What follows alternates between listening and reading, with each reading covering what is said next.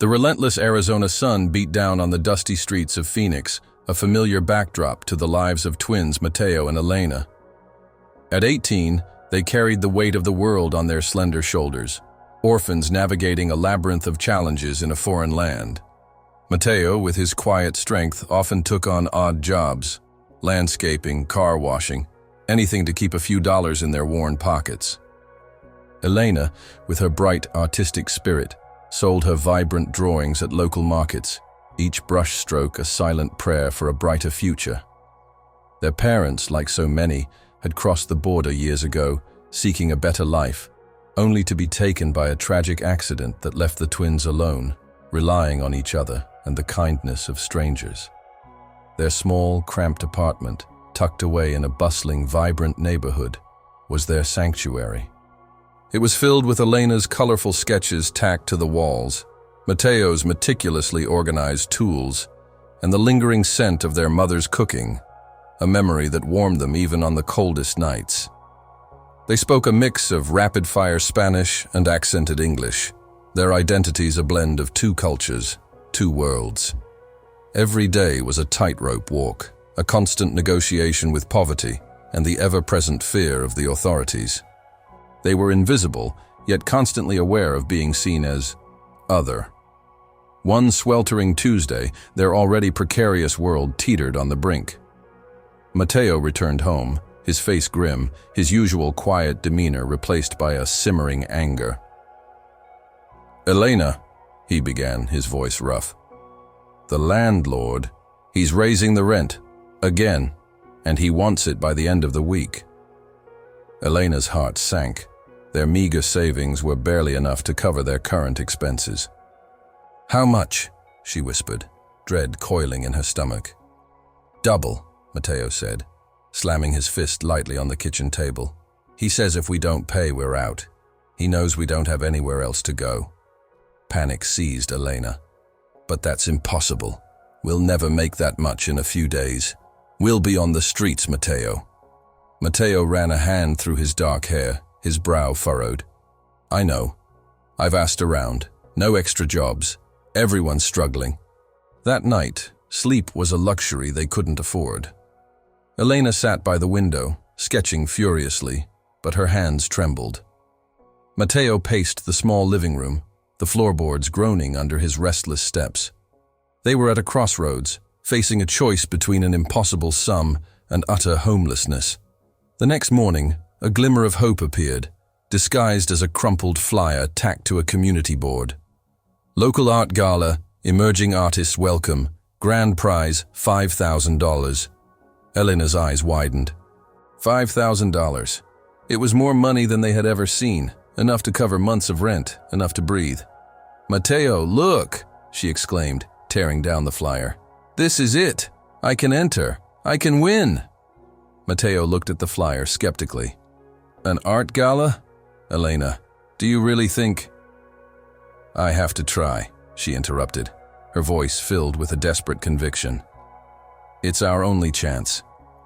I'll paint something incredible, something that tells our story." Over the next few days, Elena threw herself into her work with an intensity she hadn't known she possessed. She painted late into the night, her small room bathed in the glow of a single bare bulb, her hands moving with a feverish urgency. She poured all their struggles, all their dreams, all their hopes, onto the canvas. She depicted the vibrant chaos of their neighborhood, the faces of resilience she saw every day, the silent strength of her brother, the enduring love of their parents. It was a raw, honest piece, bursting with color and emotion. Mateo, meanwhile, continued to search for odd jobs, returning each evening with heavy pockets and an even heavier heart. The deadline loomed, a dark cloud on their horizon. He watched Elena paint, admiration mixing with doubt. Could a painting really change their fate? The day of the gala arrived. It was held in a lavish downtown gallery, a world away from their humble neighborhood.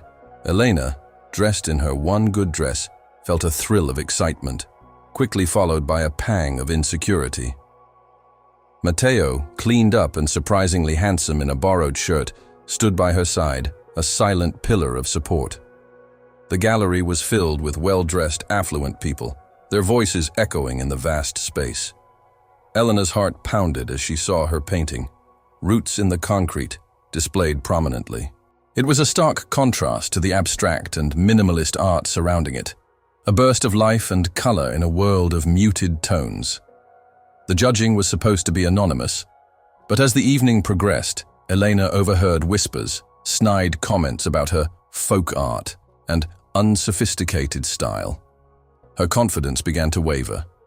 She saw a group of prominent art critics, known for their harsh reviews, gathered around her painting, their expressions unreadable.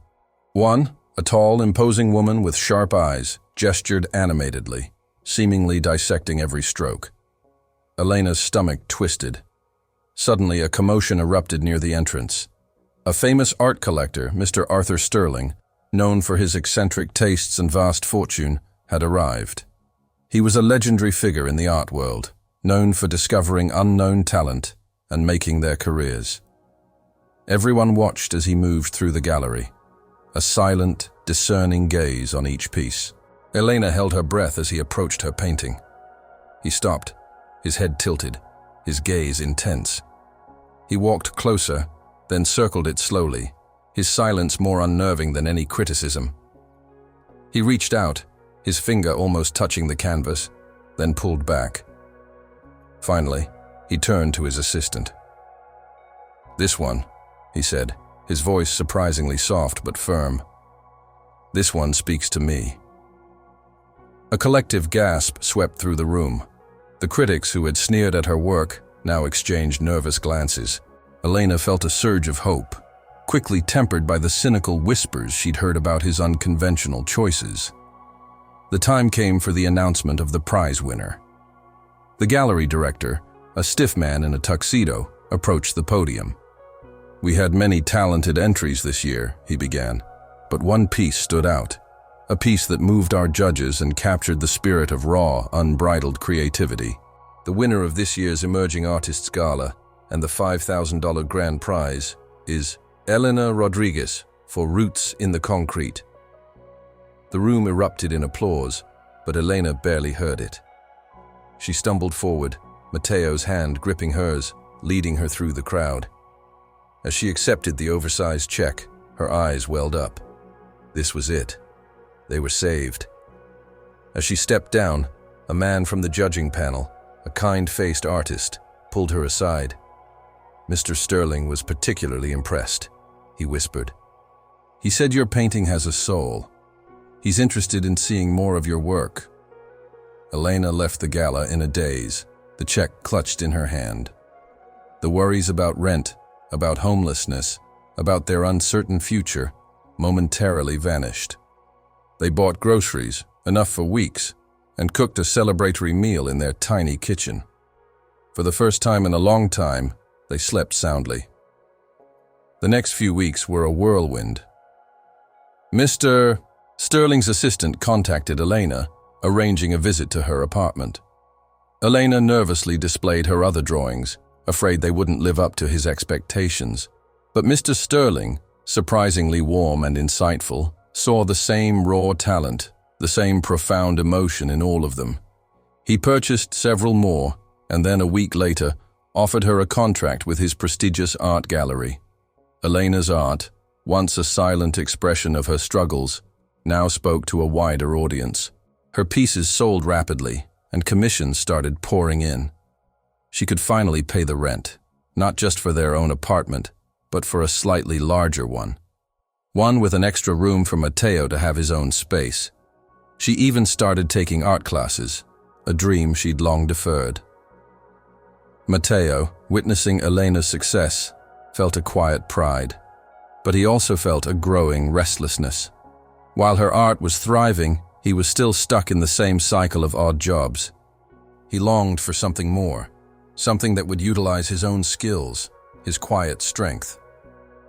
One afternoon, while working at a car wash, he overheard a group of mechanics discussing a complex engine problem. Mateo, who had spent countless hours tinkering with old car parts, recognized the issue and, almost instinctively, offered a solution. The head mechanic, a gruff but fair man named Hector, was impressed. He offered Matteo a temporary apprenticeship, a chance to learn the trade properly. Matteo embraced the opportunity with enthusiasm. He devoured every piece of knowledge, working long hours, his hands now expertly navigating complex machinery instead of simply cleaning it. He excelled, quickly proving his worth, and within a few months, Hector offered him a full-time position as a junior mechanic. Life began to settle into a rhythm of hard work and burgeoning hope.